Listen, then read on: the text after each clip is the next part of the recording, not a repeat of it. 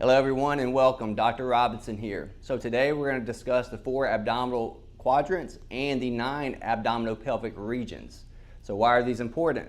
The 4 quadrants help us to locate the organs very quickly, and the 9 regions help us to have more precision about where the organs are located. So think of the quadrants as more of a broad perspective, and then the 9 abdominopelvic regions more specific or precise. So today we'll be using our subject here. All right, so imagine he's in anatomical position. All right, we're going to be looking at it from his perspective. So the right side, or his right shoulder, is going to be considered the right side of his body. The left shoulder is going to be considered the left side of his body. All right, so first let's look at the 4 abdominal quadrants. All right, so imagine we have a line going straight between his eyes to his nose, all the way down right here. We'll call that the median plane, or the mid-sagittal plane. It divides his body into equal left and right halves. All right. Next, we're going to do a transverse cut or transverse section. We can also call it a trans-umbilical section across right here. So the midpoint is going to be the belly button or the umbilical or the umbilicus. All right. So by dividing his body into 4 quadrants, we're going to assume this is the right upper quadrant, this is the right lower quadrant, left upper quadrant, left lower quadrant. By knowing these quadrants, we can easily pinpoint where the organs are located. So let's go ahead and draw it up. All right, so here we go. Here is the mid-sagittal line. Here's the umbilical line. Right here in the middle, we have the belly button or the umbilicus. Okay? In the right upper quadrant, we'll need to know what organs are in that area. We're going to put the liver and the gallbladder.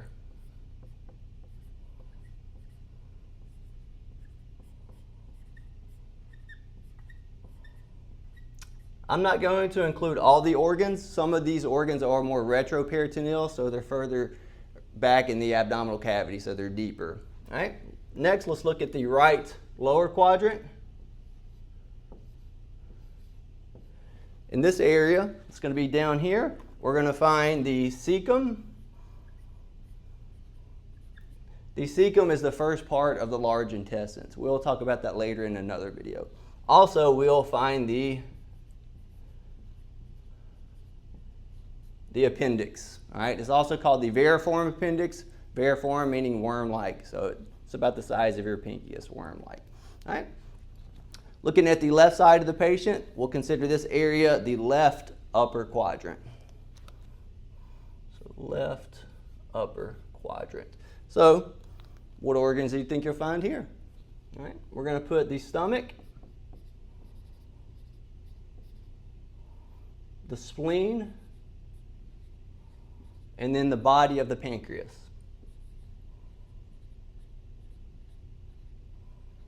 All right, perfect. All right, now the left lower quadrant, what we're going to find here is primarily just going to be the intestines.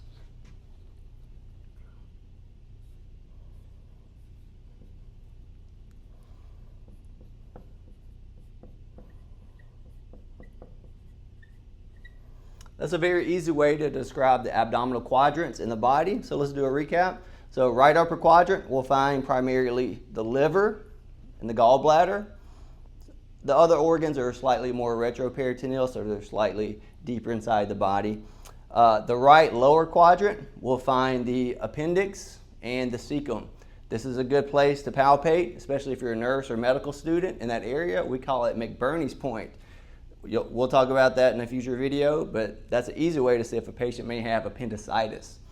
All right, the left upper quadrant right here, we're going to have the stomach, we're going to have the body of the pancreas, and then we're going to have the spleen right here.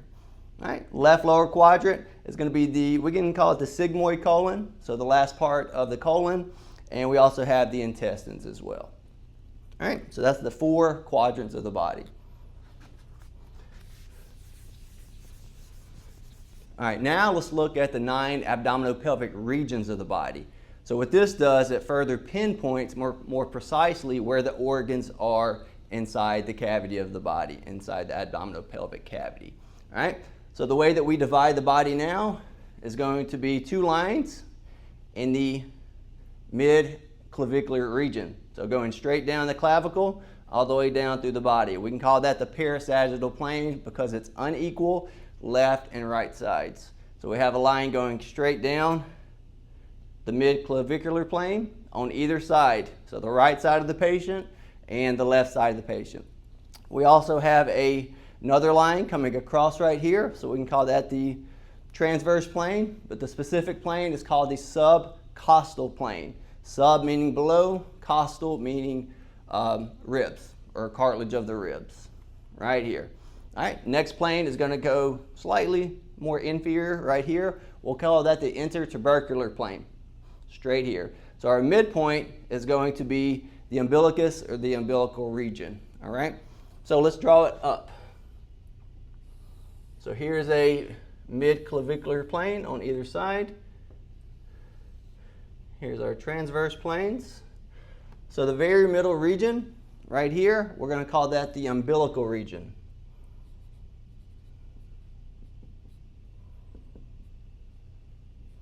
All right, easy way, umbilical right there in the middle. That's a good, easy way to know exactly where it's located. All right, from there, we'll like to say that's your reference point. So now I would recommend going either superior or inferior. So what we'll do now, we'll go superior. So the top section is called the epigastric. Epi means upon, so epi means upon, and then gastric means the gastrointestinal region. So epigastric. So that's going to be slightly in this area right there. All right. Inferior to the epigastric region is the umbilicus region, which is the belly button. So now let's go inferior. So this bottom region right here, we'll call that the hypogastric region. Hypo meaning below, the gastric region. So it's below the gastric region. All right. All right, next let's go to this upper right region.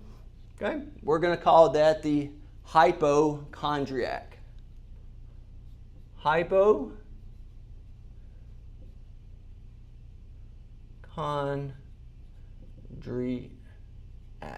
Hypo meaning below, chondriac meaning cartilage. So it's below the costal cartilage of the ribs. So it's right in the rib area at the base of the ribs. So hypo meaning below, chondriac meaning the costal cartilage of the ribs. All right, so we have a right hypochondriac region. All right, we also have a left hypochondriac region. All right, so it's just on the left side. Let's go ahead and write right and then left. All right, let's go back into our reference point, which would be the umbilical region. All right, let's go to the right side. So what we call this area right here on the right side of the patient will be the right lumbar region.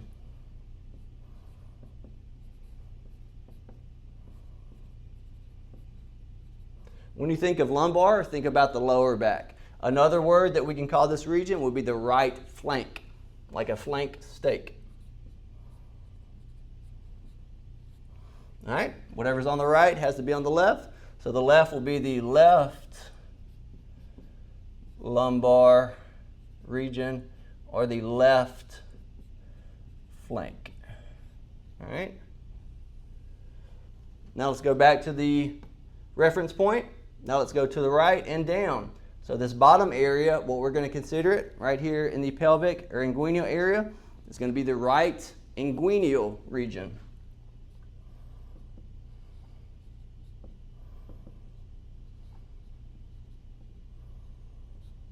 All right, another word that we can call it is the right iliac. Iliac because think of the iliac crest. And we can talk about that in another video. That's part of the pelvis. So whatever's on the right is on the left. So left inguinal